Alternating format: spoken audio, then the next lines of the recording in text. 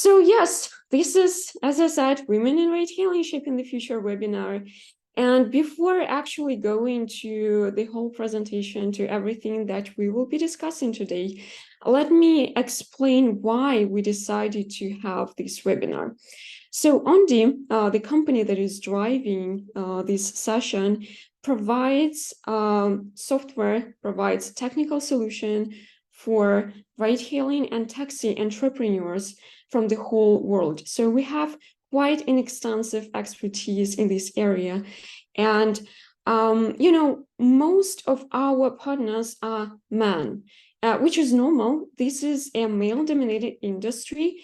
It's been like this for years, but women, which actually take half of the whole population, they of course play a big role in this industry as well. They are riders, they are drivers, they are entrepreneurs.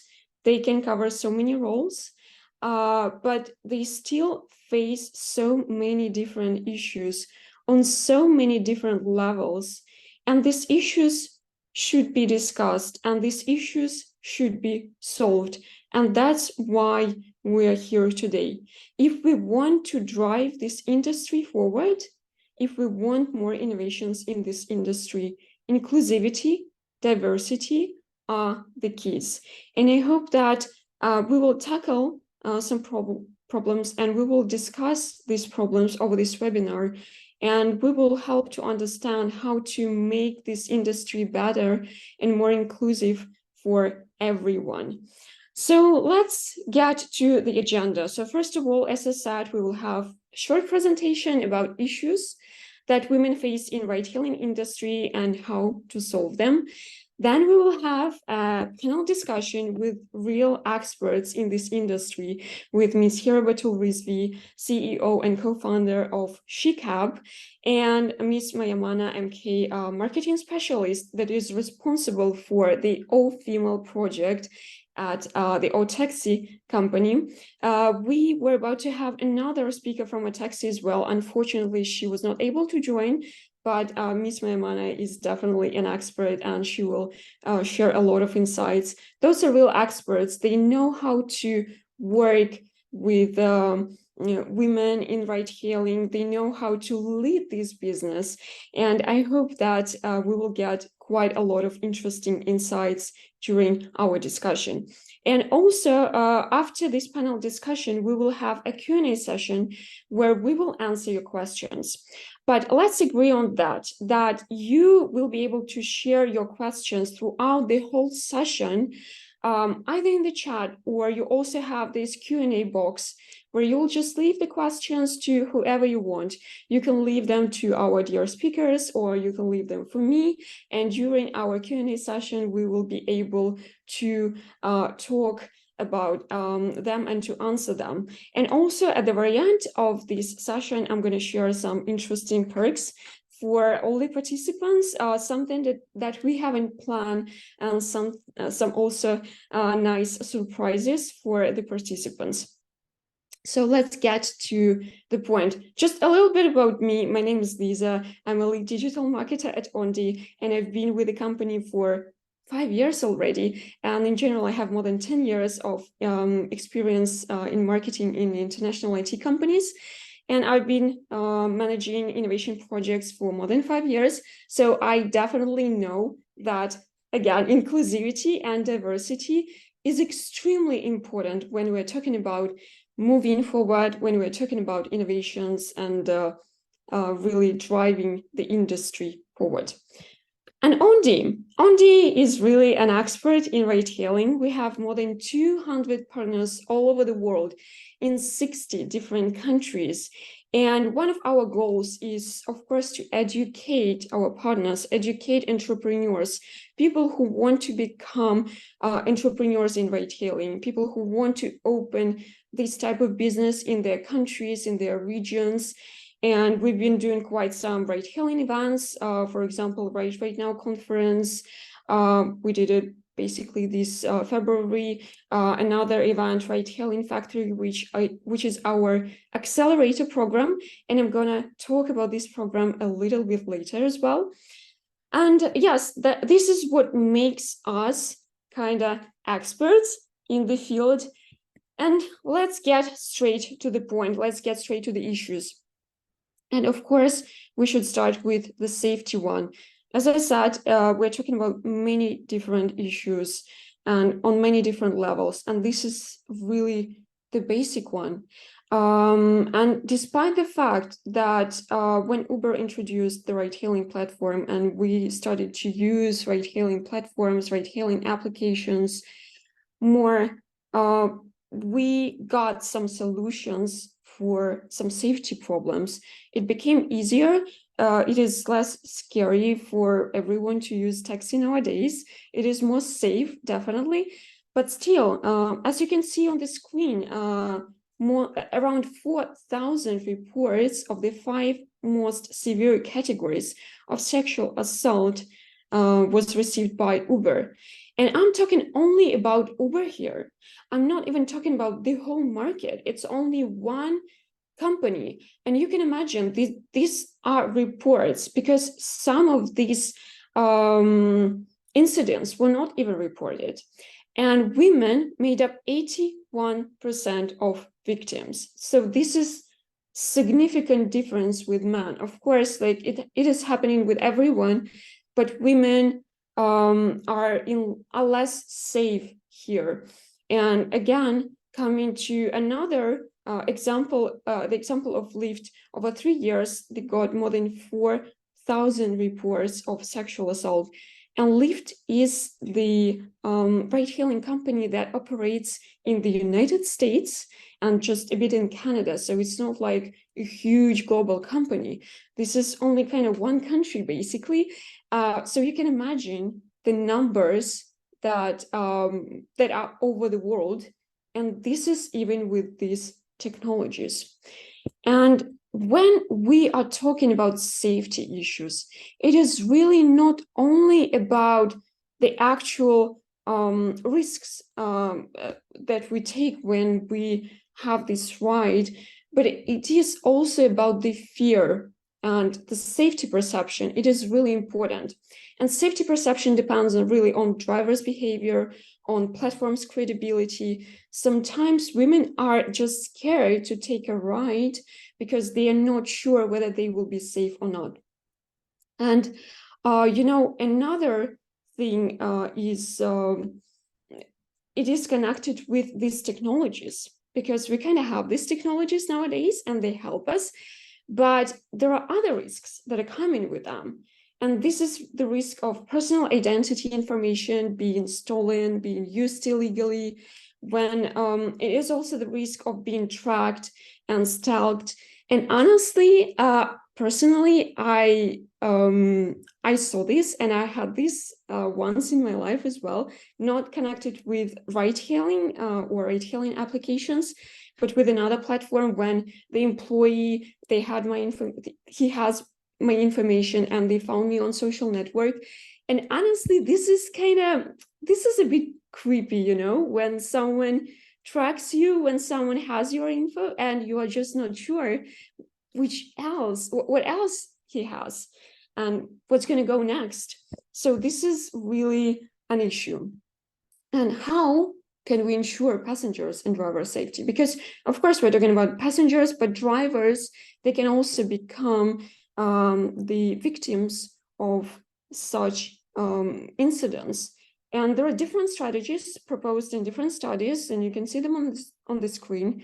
It is ride monitoring, it is distress alarm, it is a special lighting in the car, ride-hailing label display, and of course, information security. And as Ondi is the provider of software for such companies, we take it very seriously. And of course, we provide special features to make sure that drivers and passengers are as safe as possible. For example, we have this Women for Women service type. When we have women drivers, we have women passengers, and they ride together. We have SOS buttons, we have reports, we have ratings.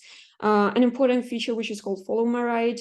So if you're going somewhere and you use the Onti software, you can just let your relatives know that you are safe. You can let them know where you're going, what is your way, how you're going, so that they can track you and make sure that you are safe. Insurance for passengers, and of course, in-app chats, which provide this information security. And what can you do if you have a company, or if you plan to have a ride-hailing company? This is something that you can do. You can really check the background of your drivers that you take on board, make sure that they were not involved in any of these incidents. You can use this complaint mechanism, which should work actually both for riders and for drivers. Make sure, like, go through these reviews, go through these rankings, make sure that there are no such incidents. And if there are, please make sure that you're open, make sure that you deactivate this driver, the rider, make sure that you collaborate with the police and you open the name of the person. And of course, like as it was suggested, you can just simply use the interior lighting settings also as one of the things that you can implement as the owner of the company. Another issue that we have, it is of course discrimination and stereotypes. Like, I'm pretty sure that many women have heard this, that women are not as good drivers as men, which is of course not true. And one of the studies actually shows that when drivers' performance is good, is high quality, everything goes smoothly, both men and women, they get equal rates. So they got high rates, which is fine. But once the performance drops, when the performance is lower, participants rated female drivers significantly lower than male drivers. So they can have, like, the performance itself, it could be just equal, but still women got lower marks, lower rates, because, well, they're women, you know, what would you expect from a female driver, right? Another study showed that gender stereotypes, they cause men to perceive their driving skills higher and better than they actually are. And that means that men, they feel themselves more comfortable and more confident when they drive a car, and they tend to engage in a more risky behavior than usually. While women, they can be more accurate, just, you know, to prove themselves, and they often underestimate their self-efficiency. And when they get reminded about these negative stereotypes against their gender, they can perform worse than their usual performance. So these were the studies. Again, if you run a ride-hailing or a taxi company, how can you fight this discrimination? It is, of course, connected with your management. And here you should just make sure that you treat female and male drivers equally. If you see this, I don't know, 1 bad rating, make sure that this is legit. This is not because that this rating was given not because the passenger had a female driver, but make sure that you really treat your workers equally. And this is really important. In terms of marketing, you can also do marketing, and you can also make sure that your riders and your audience respect women drivers. How can you do that? Use memes. Humor is always a great idea to promote some ideas. Articles, of course, educational articles, educational videos that can prove that women are not bad drivers. They are as good as men. This is something that will really help to fight with these stereotypes, to fight with this discrimination. And the next issue that we have here, I actually mentioned it already. This is a male-dominated industry. Male are everywhere, which is fine. This is, again, this is what we have. But it can be an issue. It is an issue in some ways. And we can see that there was a study on female drivers in Mexico City. And this study highlighted a number of issues that women faced being drivers. It is difficult for them sometimes to interact with co-workers. Their professional capabilities can be mistrusted. Again, this is connected to the previous point that because of the stereotypes, people don't believe, and their male co-workers can believe that women are less professional as drivers. Again, sexual harassment, despite the fact that we were talking about this more about riders, female drivers can also be victims of sexual harassment. And working conditions, no bathroom breaks. This is important for everyone. Sometimes for women, it is more important. And also, the women in this study highlighted that sometimes it is really difficult for them to balance these ride-hailing and domestic responsibilities. So again, what can your company do? Well, some of the players, we see the examples on the screen. For example, Grab, they run anti-sexual harassment training for all drivers. And I know that we have partners that also have the school for drivers. And this is something that they can implement as the part of their training programs, have these trainings, anti-sexual harassment trainings as well. And Gojek, also they have anti-violence training program. And what they do is they give this option for female drivers to rather deliver food and packages instead of taking passengers. So this is something that you can do as well in your company. Let women drivers choose, and it will make them more comfortable and more safe at their work. What else? Policies, of course. Policies is really important. You can allow drivers to assign themselves to the areas, specific areas where they feel them safer, and maybe where they can be closer to where they need to be, where closer to their home. Then, of course, some like physical protection, cams, protector shields. Again, this is something that increases security and health. This is something that is very important. You should really take care of your drivers. They are your main asset, actually. So this is really important, not only for female, I would say for men as well. Have a more developed human resources protocol for drivers as well to report the harassment that they face. And again, I'm getting back to this point that it is not only about keeping your drivers accountable for any incidents that happen, but also keeping riders accountable for their actions. So you should treat when it comes to such things, when it comes to safety, you should treat your drivers and riders equally.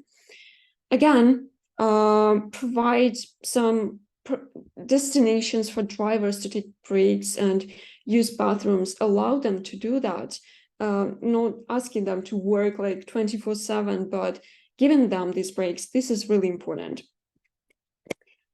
And of course, when it comes to marketing, you can do some marketing campaigns, again, educate your audience, and tackle the issues of this interaction between co-workers.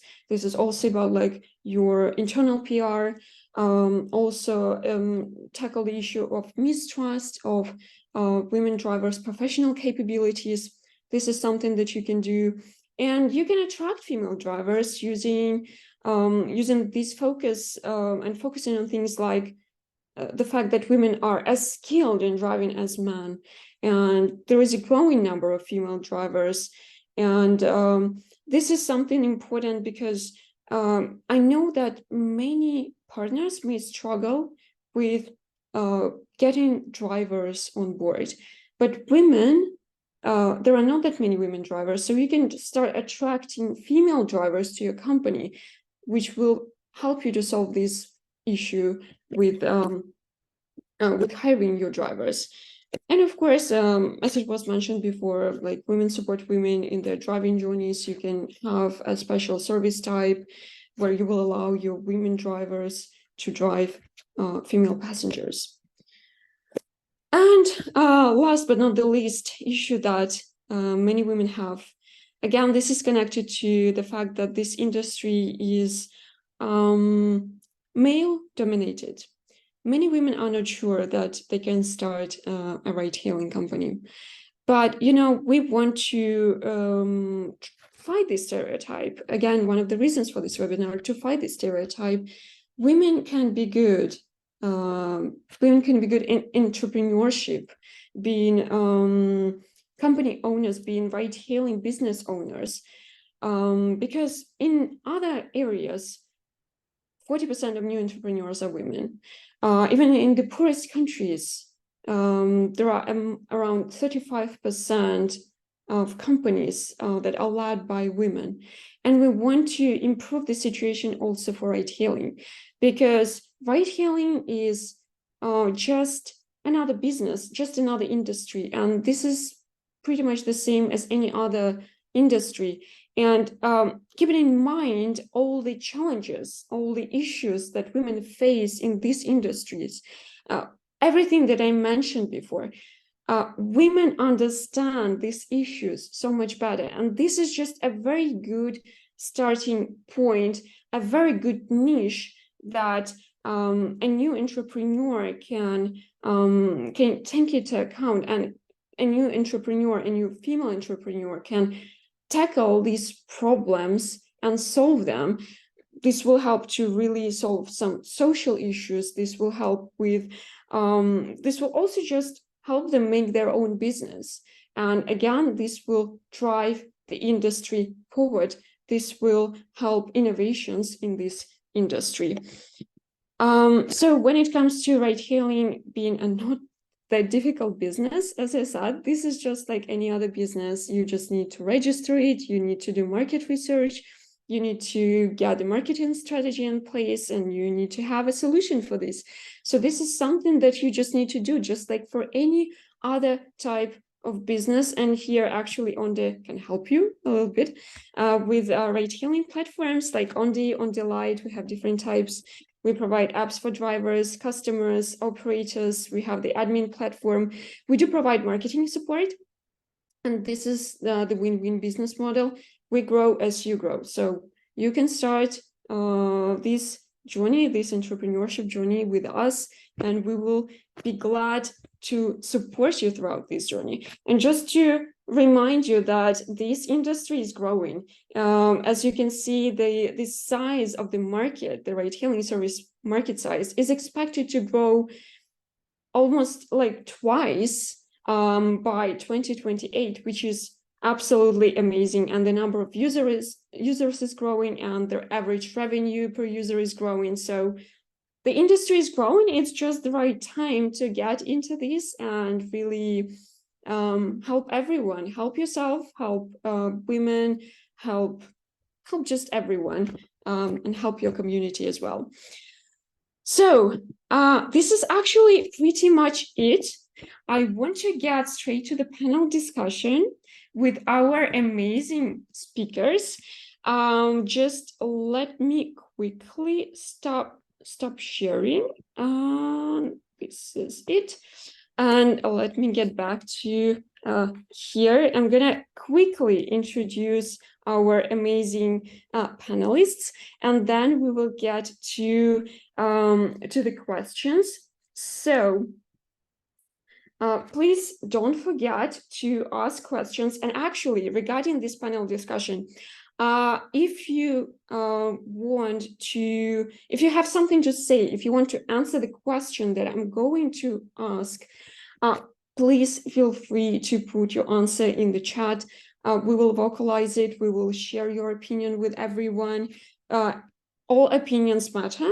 So if you have some answers, please feel free to share them. So again, let me introduce you, our panelists. Ms. Hira Batul Rizvi, the founder and CEO of SheCap.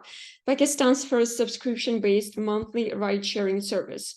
A Fulbright scholar, a Cuman fellow, and Georgia Tech graduate, Hira believes in using her background in engineering, technology, and policy to positively impact the world. In 2015, Hira returned to Pakistan to solve the daily travel problems of women in her city. After a brief stint as a project manager at Microsoft, Hira launched SheikApp in 2017, and now this service has more than 20,000 users among Pakistan. So hello, Hira. It's great to meet you. Thanks for having me, Lisa, and really thanks for sharing about Onde. I had, it's phenomenal what you're doing, and the research that you've put in to highlight the challenges are so spot on. Having, been in the field, it's also real. So really excited to be here and talking to you all today. Thank you, Hira. And our second panelist, Miss Mayamana MK, she's a marketing specialist responsible for the female project at Otaxi. She's passion-driven marketing specialist, graphic designer, videographer, and photographer. She has been freelancing for 5 years and working with Otaxi for more than 2 years. Her content is full of rare, outstanding ideas, and I can just prove that Otaxi is doing an amazing job with marketing, really. So welcome, Mayamana. Thank you so much. And thank you for making this happen, because we really need a place to share our knowledge and our expertise and challenges as well. So yeah, we're super excited. Thank you. Great. So let's just get straight to the point. And first of all, I really think it is great if you ladies could share a little bit of your about your projects, about what you're doing. So let's just start probably with Miss Hira, and could you please tell us about SheikApp? How did you get this idea of SheikApp? How did it appear? Sure. So I'm from Pakistan, the capital city of the country. Capitals are usually very well developed compared to the rest of the country. Fortunately, I was born in a privileged background. We had drivers and, cars available to pick us up and, drop us from one point to another.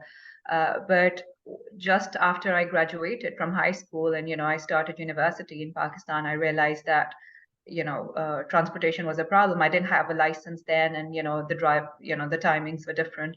So I kind of started looking around, and I realized that transportation and public transportation was barely non-existent for women in the country. The public transportation was really not really designed keeping in mind the needs of women. To put things in perspective, there were public vans available. We didn't have any, this is back in, say, 2011. We didn't really have any public transportation networks that you see in the rest of the world. So the only closest possible thing that we had to public transport was a van. This is an 18-seater van. With a driver seat and 2 seats next to the drivers, which are the passenger seats, as well as about 12, 13 seats in the back. Really going to and from my university, I used to notice that there were all the seats in the back allocated for men, and there was just this 1 seat available for women, or maximum 2 seats that women were seen on. And other than that, you used to see women just standing in lines and, just waiting for the next bus. So the thought of women needing, transportation just did not exist beyond, someone driving them. So it was very, very private. It was a private affair if they needed to travel. So juxtaposing that to, my life in the US, I quickly did my undergrad in engineering, and then, moved to the US. And it was a completely different world. Transportation was such a basic utility. It was just there, and everyone could avail it. But I remember, and so I had seen carpooling happening very smartly, back home in Pakistan. The women that I was studying with, or working with, I saw that they were all kind of involved in this community-based carpooling system, where a trusted uncle, or a random trusted person that they knew would pick up and drop them off from one place to another. So I thought that was really intelligent, but that was it. It was just something that I'd seen, and nothing more. Until I actually used Lyft in the US for the first time. It had just launched, and I was a tech junkie, and I kind of wanted to explore the app and all. And I took a Lyft ride in up north in the US, in Pennsylvania. And later on, just the same month, I took a Lyft ride down south, so where I was studying. And the north and the south are quite different in terms of the demographics. And personally, and perhaps the hours were also different. I took a Lyft ride in the morning in the north, and then in the night. And I just felt this hesitation jumping into a random car at an odd hour. And that kind of was an aha moment where I was like, here, where transportation is relatively considered safe, I'm not feeling comfortable. So I kind of just started relating to how things would be back home if one of these services were to launch in the country. And that was kind of an aha moment. This was way before I'd graduated. And then I started kind of talking to the incubator programs at Georgia Tech, the university I was studying at. Started doing the market research, started understanding the numbers were dismal, no one was doing anything about it. So just decided to pack my bags right after graduation and do something about it. So that's our story in a nutshell. That's really exciting. And yeah, this your description of this aha moment, this is really interesting, and I hope it's very motivating for some of our attendees. When you know this challenge, when you feel this challenge yourself, and you want to change it, this is really great. So thank you so much for sharing your story. And I'm going to Mayamana. Please share with us how a female was born. How did you guys get this idea about a female? Okay, so as Taxi in Oman, we started back in 2018 with the regular taxis, which is the orange and white taxis in Oman. We have two types of services. One of them is the economy service, and the other one is the van, which is suitable for 7 seats and those people who go for the airport or as a family trips. So back then we realized that the females are not actually using the service. So we did a market research to see if there is an actual need and people and females really need the service. So after doing the market research and the visibility, we realized that there is a huge potential in the market that females need a ride, but unfortunately there are no female drivers available with the regulations, and everything is clear with easy access on the app. So that was the aha moment for us to have this service. So we proposed to the ministry, and we actually tried for more than 2 years to get the permissions, to get everything legal and documented. It took a while to actually make this happen. And after around 2 years, finally we got the approval, and we started the service. It was back in 2022 March, so last year. So yeah, that's about it. Thank you so much. This is really great. And taxi is a really successful ride-hailing service in Oman, for if someone doesn't know. So yeah, thank you so much for sharing your stories. And ladies, this is really amazing, and you're real experts in this. So I think it's going to be really interesting to know your opinion about some of the questions about how we can really solve some of the challenges. And I want to start with this particular question, because we were talking a lot about training and different support systems that ride-hailing companies can introduce so that women drivers, and I'm talking about drivers now, feel more confident on the job. So let's just think about, let's discuss this question. So what do you think? What training and support systems can be introduced by companies? I don't know, let's start maybe with, this time with Mayamana, and then we will go to Hira. As the service is new to the market, so the drivers need definitely a training sessions.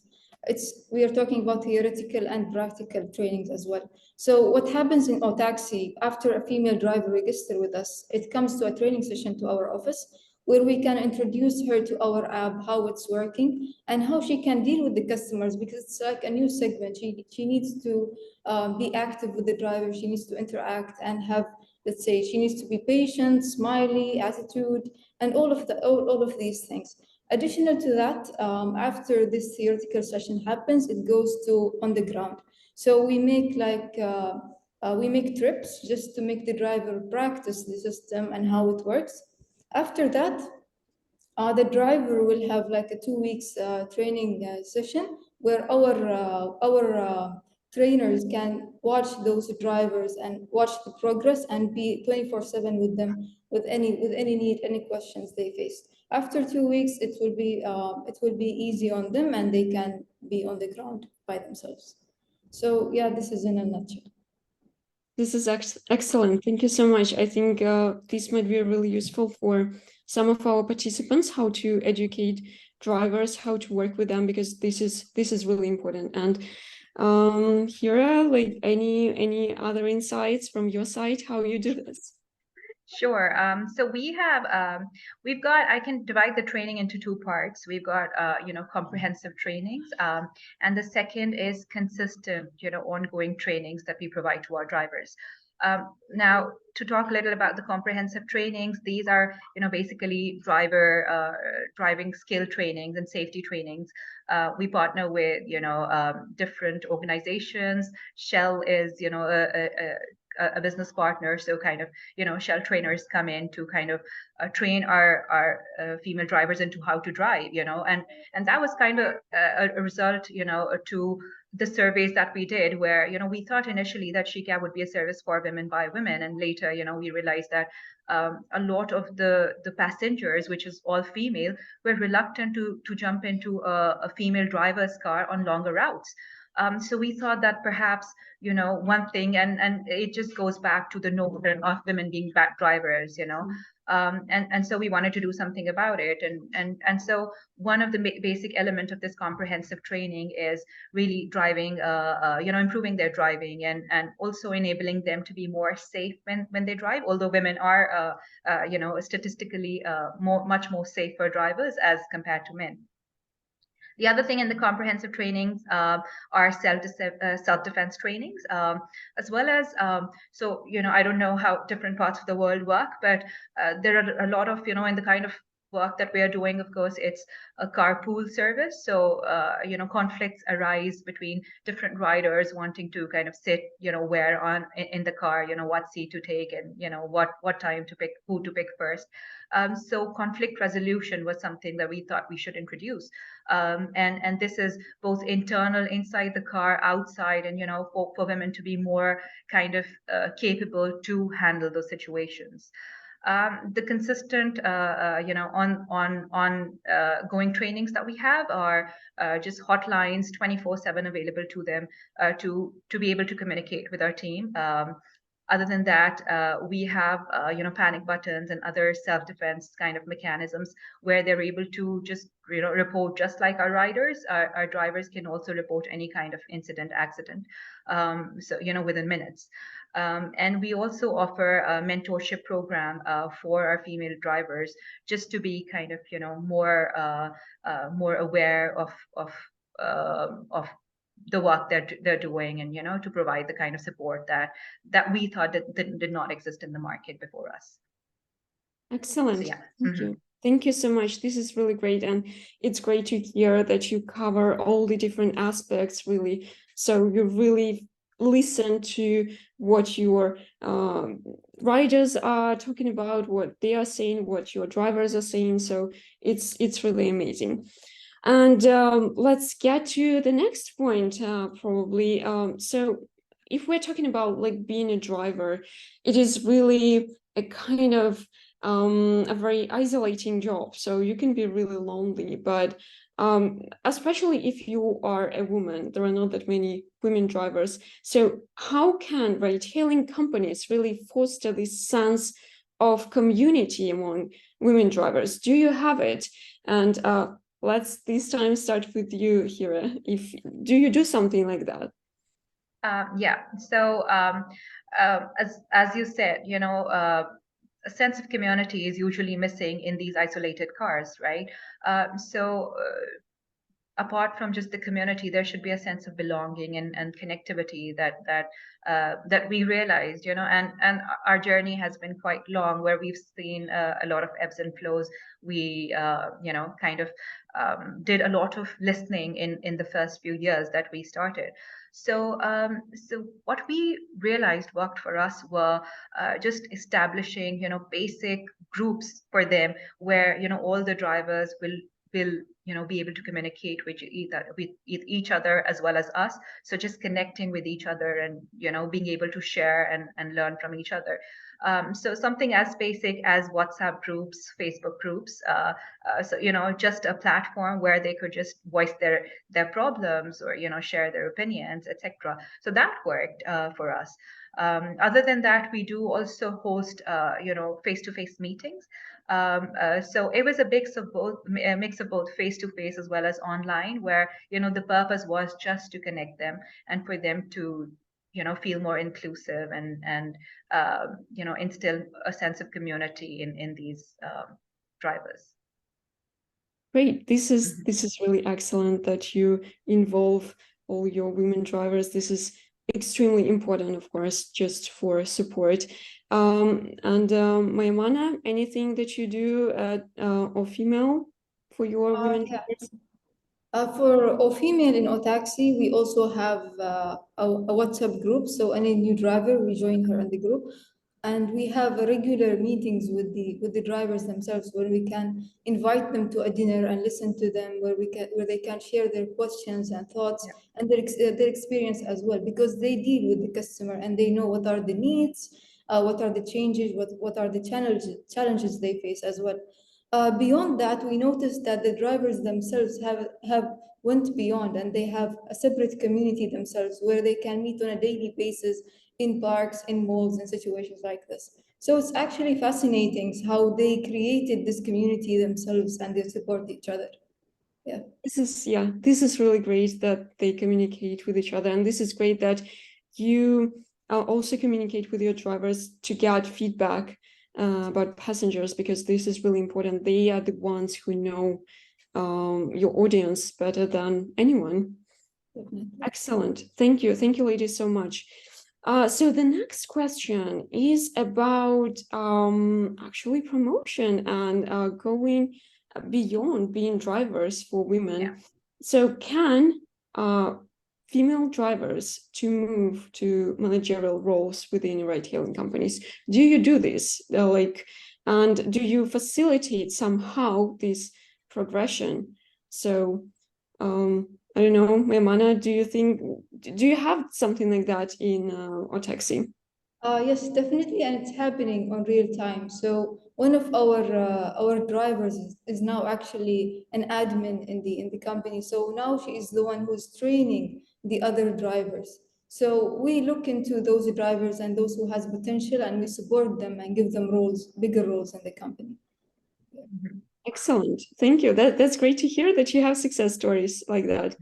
And Hira, anything from you? Yeah, so before SheCab, I was working for a project in Pakistan with Microsoft, where we actually, I was managing Pakistan's one of its kind, really upskilling platform to, we've got a youth bulge, so upskilling was something that I was very close to working on. And what we are right now working on, it's not really out there, but that's a feature that we're working on, that we've thought about introducing an upskilling platform for our drivers, where they're going to be learning both soft skills and tech skills. One thing that we realized working with a lot of these women, and both men and women, was that they were missing basic soft skills, and some of them really just could drive, so did not have any additional skill. So we thought it's really important for them to really progress and to facilitate really their progression, it's really important to upskill them. And so, we've now thought about going these two routes where, soft skills as well as computers, so computer literacy, like basic, typing, code, writing, working in Excel. So those are the kind of skills that we are working on to impart. Other than that, we've not gone beyond, and we still do not have any, actual high but that's a long-term goal. So more power to you guys for doing it at Otaxi. Mhm. Yeah, thank you so much. But this is really great. I agree, this is really important because yes, drivers, some of them, they can really only drive, and it is important to progress. And for you thinking about that, this is really amazing. So thank you so much for this insight. Going to the next one about collaborating with local communities. So how do you think can ride-hailing companies collaborate with local communities, different women's organizations, other stakeholders to create a really more supportive and nurturing environment for female drivers? So, Ms. Hira, Sure. let's take this one. Sure. So, very early on, we realized that there was no point kind of reinventing the wheel, right? So there's just so much happening around. It's just utilizing what you have would be the effective way to go. So first, we started off with just, partnering with women, women-centered organizations to actually, help us design and then impart self-defense and, basic awareness campaigns and trainings. So that was the first thing to do. And then we realized that, naturally being the country that we're from, women car ownership rates were really, dismal. So in the sense that women did not really own if they were female drivers, then they did not really own the vehicles. So we thought that there should be a way to actually train women into driving. Some women just did not, just sat at home and did not have any other, skill that could earn them money. And so that's when we started partnering with INGOs and, women shelters. So Oxfam is one of our partners, and they kind of highlighted women who then we, eventually trained into driving and then, included in our platform, in our fleet. So that's the kind of things that we've done. Other than that, just, listening and actively, hearing out what women are saying, and generally the community at large is saying, and, integrating all of that in the work that we do, were just the ways that, we are at the moment collaborating. Great, thank you. Thank you so much for giving us these examples of how you collaborated with this local community. This is really motivating, I think, for many companies to also look into their local communities and collaborating with them, because this is a great source of information, new insights, and everything. Maymana, anything from the female from Otaxi? Yeah, actually, we can talk about two aspects. The first one is collaborating with female businesses as well. Let's say the businesses specialized for female regarding having tours around Muscat, around Oman. So those female needs a driver, needs transportation with a female. Here, where Otaxi comes, and she can facilitate the process for transportations and touristic area. Another part worth mentioning is collaborating with banks. We noticed that many drivers don't actually have cars, and they don't own a car, and they want to and need the service to work as a driver. Here we collaborate with banks to facilitate loans for those drivers to buy a car. And it's actually working very well at the moment. This is really great. I think, yeah, this is very interesting. This is amazing, really, to listen to your stories, both from Pakistan and Oman, how you work with all the different organizations, how you solve problems of your drivers. And yeah, this last point about collaborating with banks, it's really great. And this is something to really keep in mind for some some ride-hailing companies that want to make a difference. And guess we're getting to the last question here. Are there any cultural differences in the experiences of women in ride-hailing across different regions? Here, I think we can really talk about differences within one country, and I know that this is the case for a taxi, for example. I know that you really looked into this area and this could also be connected to the experience of Hira regarding transportation, how the transportation works in the United States. Also, you mentioned this the north and the south, and how different this experience was. So let's just look into these cultural differences and how can ride-hailing companies tailor their approaches to really address these differences in the most effective way. So, Maimana, let's start with you. So in Otaxi, we faced the resistance from the society itself for female to be a driver and to be a customer itself, because it's an unknown thing for a female to go in a taxi. Otherwise, it's being a driver, it's herself. So yeah, and we tried many different things to make the society know that this is a very good job and the society needed female to female service. So we did multiple things from digital ads to billboards to many different things. And what we noticed that's actually working is leading by example, having a real drivers talking, sharing their experience. It's what actually makes us gain more drivers registering with us. Recently, we had a campaign last month. It's focused mainly on drivers and sharing their experience to other females in the society and how they benefit from this experience. And we actually got a very good response, and many new drivers entered in our Otaxi service. Yeah. Great. Thank you so much. And really involving your current existing drivers, promoting, explaining.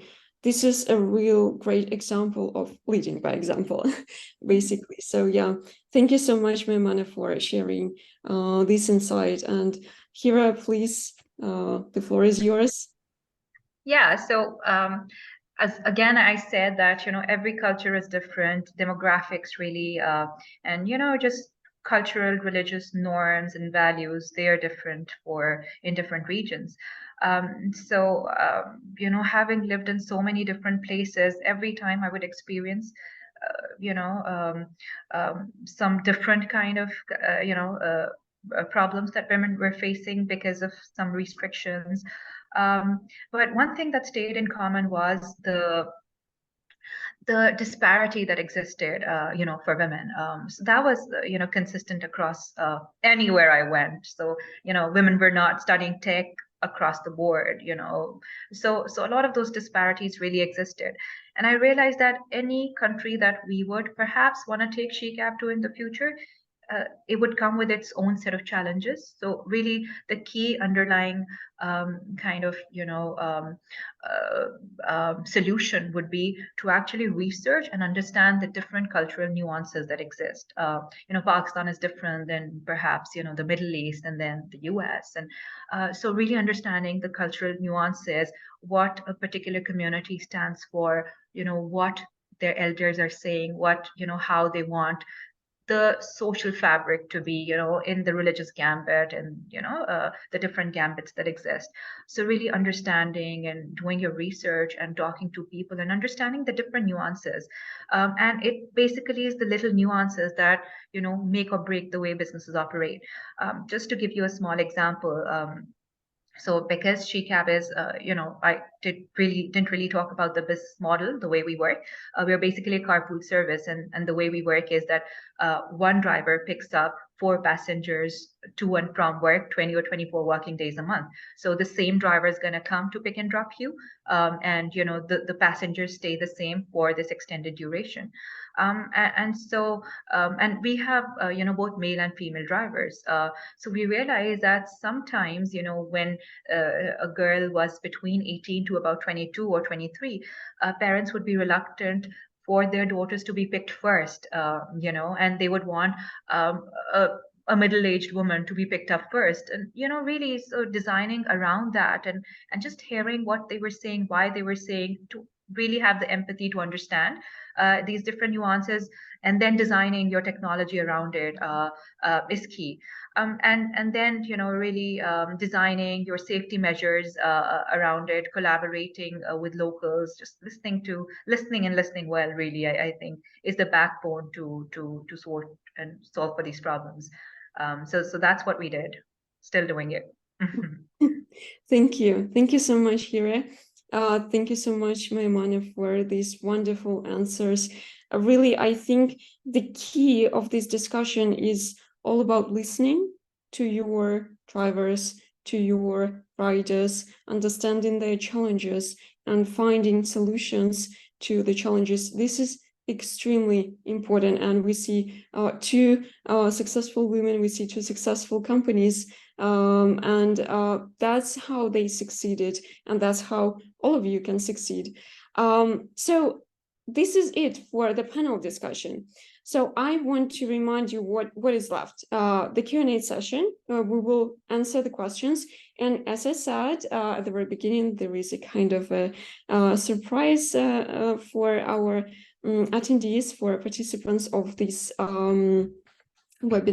I'm going to share it later after the Q&A session. So just to make sure that you're still here. But as for the questions, we have one question from Jose. So Jose is asking, is there any digital platform which provides comprehensive and adaptable training platform software that companies of ride hailing could develop? So if you have, I guess, ladies, this is the question for you. Do you know any of these platforms? Do you use anything where you can get these comprehensive training platform training programs? If you know anything, or like, because personally I have no idea. I guess this is something to Google. I don't know if this is something that exists actually, or this is a new taxi, actually we don't have at the moment, so yeah. And as I said, we've partnered with various national kind of entities. So as Shell is one of our driving partners, and Oxfam helps us in a certain setting, we've partnered with a couple of internal organizations for self-defense trainings, but there's no digital platform that we're using, and that's, by the way, a great business idea. I think that's what the market is missing at the moment. Yes, I agree. So developing some kind of platform, I think this is a great idea. Yeah,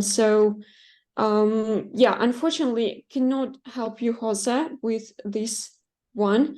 If you want to develop this platform, I think this is something to do. Other than that, honestly, I don't know, there are definitely quite some educational platforms that exist.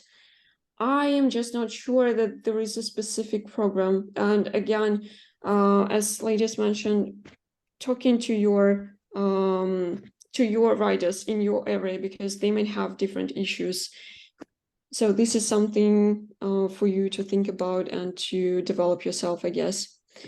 We have a new question here from Ado Pidiaco. I'm sorry if I'm pronouncing it wrong, but how do you encourage more drivers to join on your carpooling platform? I guess this is the question for you, Hira.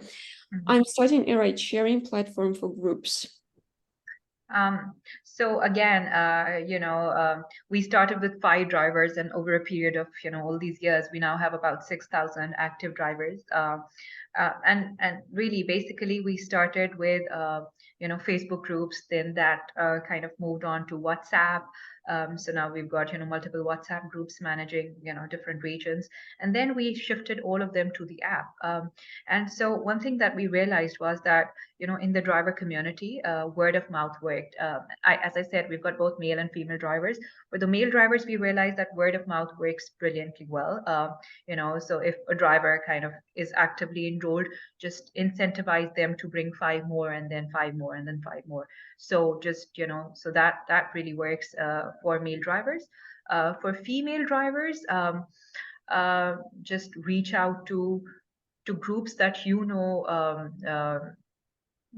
would have female drivers. So initially what we did was we started with driving schools, because we knew that at least driving schools would have female drivers, and that worked really well. So even if they would not actually point us to their own staff, then they would tell us that these X many women we trained, and then we started partnering with different organizations to upskill to train female drivers.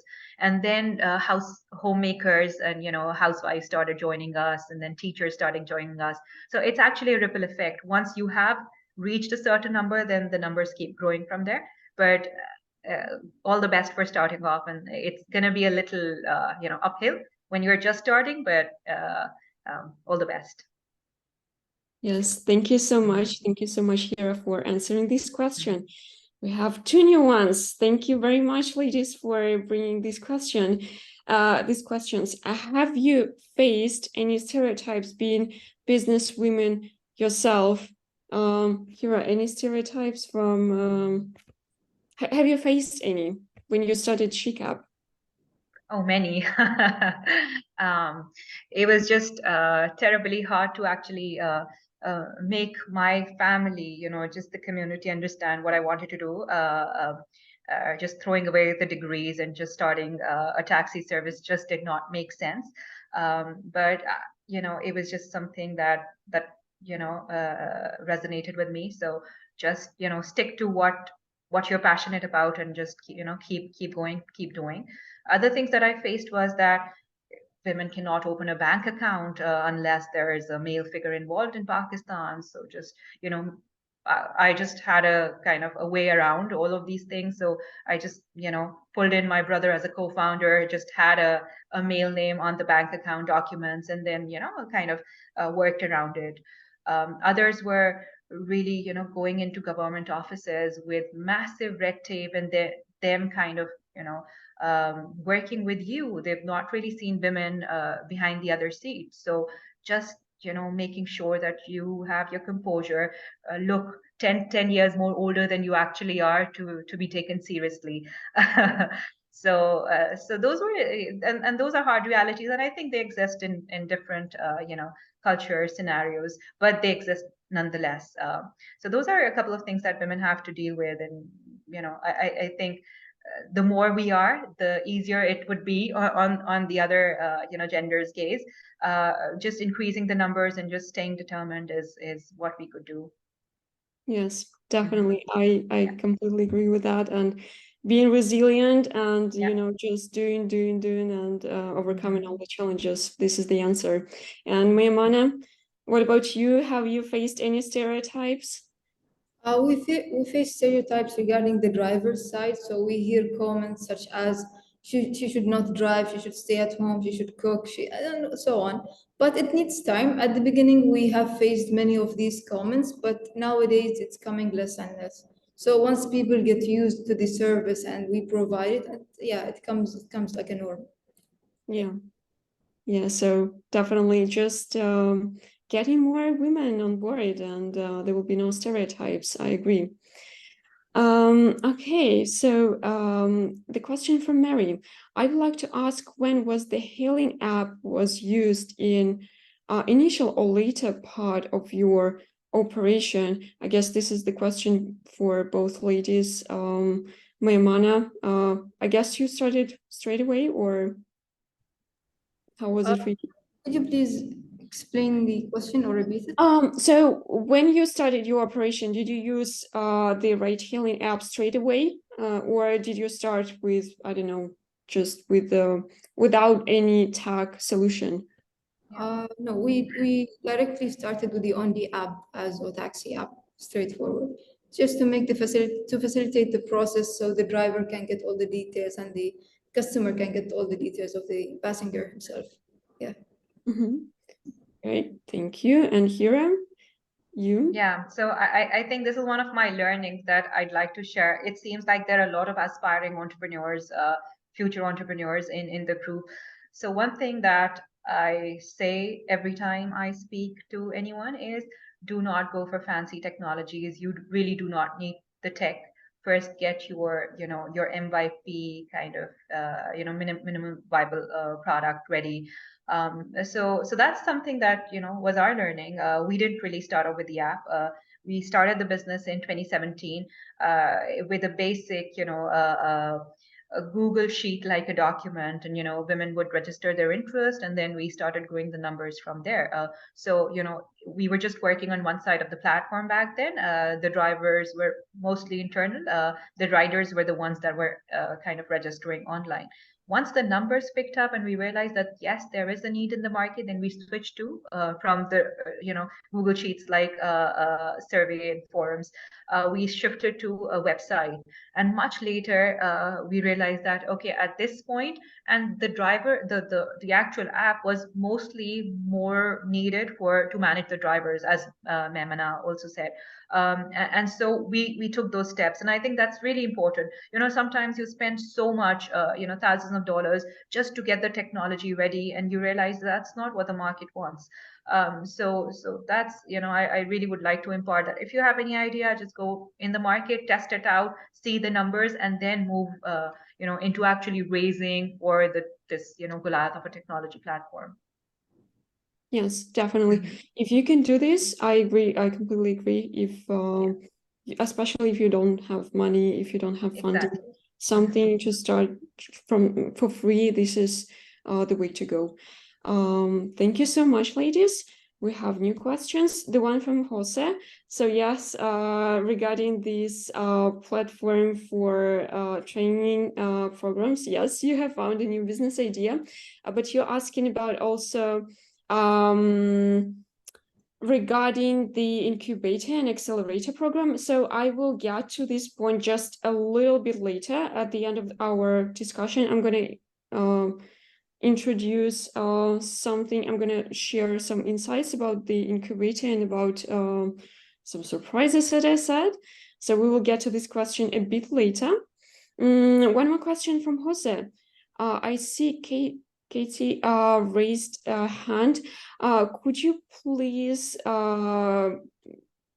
get your question into the Q&A box? I think we will then be able to answer it. As now we have a question from Jose. So it is very hard to get to be taken seriously as sole entrepreneurs. Any tips here? I guess this is the question for you. How would you? Yeah, it is a tough journey. So, as I said, my hack was that I trusted my friends and family to come forward. So do not start as solo entrepreneurs. It's great to have, people you can fall back on. Just develop, people who can be your sounding boards, and, who can actually hear you out at least, if nothing, um, just being alone in this journey can be extremely daunting. So really have your friends share the journey with you, even if you're not really paying them, or they're not actually on your team. Just create a little network for yourself, and that really helps. But I started as other than the network that I created around me, and the confidence that I had around me, I started as a solo entrepreneur, included my close friends and family members to kind of take on various roles, raised funding, then developed the team, and kind of took it bit by bit. It's certainly possible, but just being on the journey all by yourself, where only you are, kind of, you're not really talking to anyone, is a little hard. So that's something that perhaps you could work on. Thank you so much, Hira. The next question, I guess it's for me. In Papua New Guinea, we do not have apps such as Uber or Grab. Is it possible to use on the app to use in starting up my taxi services similar to Uber and Grab? Yes, absolutely. Again, please, Hazel, wait for the end of the discussion. I'm going to introduce some specialties for you. And yes, we can just discuss it after the webinar, how you can start your business with us, no problem. One more question. Any ideas or advice how to reach out to potential investors? Kira, I guess this is your question again. Yeah. So,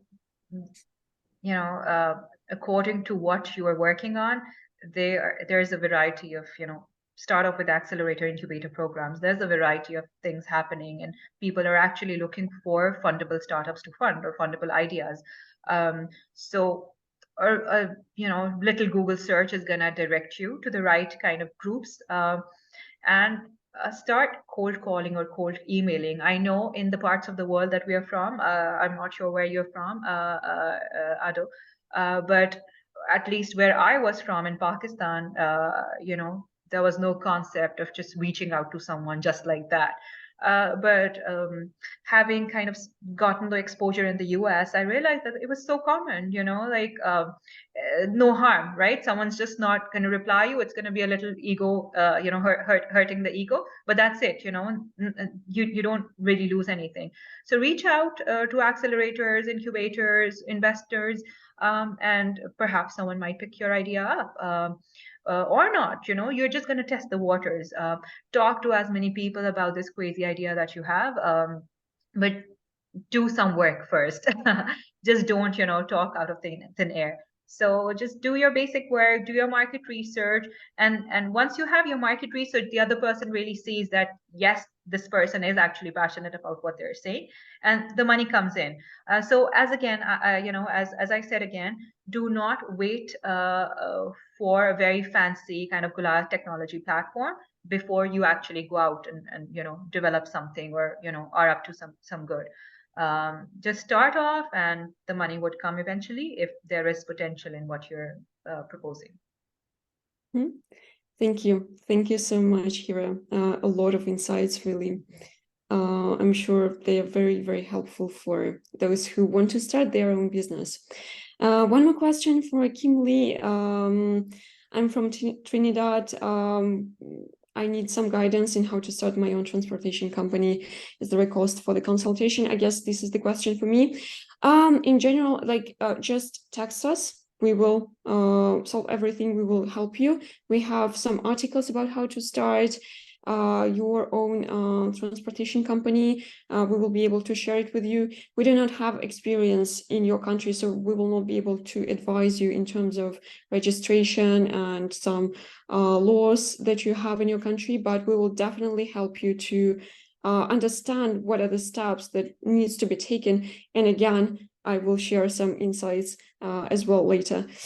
Okay, this is something done. One more question for me. Why Ondi will not invest in marketing most of the taxi in multiple countries and city? All that we're looking for investor, the only investment we need is marketing. Yes, but this is not just the model that we work. So we do not invest in other companies. We are doing everything that we can in order to provide all the different options. We have on-the services, we have on-the light for those who want to try the ground. Also, you can just use this service to test how it's going to work for you. And yeah, this is it. This is what we can do. But unfortunately, not unfortunately, this is business. Still, this is not the model that we use. We do not invest in marketing. But we still have Kathy with raised hand. I'm going to allow Kathy to talk, and let's see if she still has a question. So do you hear us? You are muted right now, just for your information. Let's try this. Yes. Maimana, please, you're raising hand as well. You wanted to say something, I guess, yeah. I raised it by mistake. My apologies. Okay, no problem. Okay, so all right. I guess Kathy is not. Maybe it was also a mistake from her side, so no problem. Just let me quickly share, because we don't have any questions left, and I'm gonna quickly share what we want to offer when it comes to our what we want to offer to the participants of this webinar. We offer a 50% discount till the end of this year. This is something that you can use. This 50% discount goes to the starting up plan of the Onti platform. So this is really a good deal. Trust me, if you're already somewhere in your journey that you're ready to start, just please text us, say that you were at the webinar. We will see that you were there, and we will give you this 50% discount. This goes to starting up plan, the basic plan, or there will be a special super app package only, which is the ride hailing platform, and Playfood. Playfood is the delivery platform that we also partner with. So there will be this 50% discount will go either on starting up plan, pure ride hailing, or the special super app package only plus Playfood. I also want to announce that there will be a free webinar about generating ideas for a successful marketing campaign by our amazing Taxi marketing team. Trust me, these ladies, they know what they are doing. So they are doing an amazing job when it comes to marketing. And this is why Taxi is so successful. And it's going to be at the end of November this year. And the accelerator program, the one I mentioned at the beginning, the one Jose was asking about, this accelerator program will be the next year. We decided to slightly move it. We was thinking about doing it this year, but we decided to do next year. I hope it's going to be early next year, somewhere in January, but we will make an announcement separately. So if you want to participate, of course, I also believe there is the form on the website right now that you can fill in. And in that sense, we will definitely keep you posted on that. With this accelerator program, you will be able to really learn about ride hailing, how to do ride hailing business. You will tackle all the different aspects, starting from creating the business plan, working on your marketing, hiring drivers, just everything. So that's what we plan to do next year. And this is it. So thank you all for being here, for participating in this amazing webinar. I also like to thank you, Yamana and Hira, for absolutely amazing insights. I think it was extremely useful. It was extremely useful for our participants to learn more about how you do your business, how you became successful companies. So this was really great. So thank you so much. And yes, thank you everyone who spent their time, more than an hour with us. There will be a recording of this webinar, and everyone who was here will receive it. And I think the presentation will also be sent. So this is it, I guess. Thank you. Thank you so much, everyone, and have a wonderful day or evening ahead. Thank you. Thanks for having us here, Lisa. It was great speaking with everyone and very insightful questions. Thank you. Thank you for insightful answers. Thank you so much for this opportunity. And it was great to hear about CCAP as well. Yeah, so absolutely. Yeah. I know what to use next time we're in Oman. Okay. Bye-bye. Thank you. Goodbye.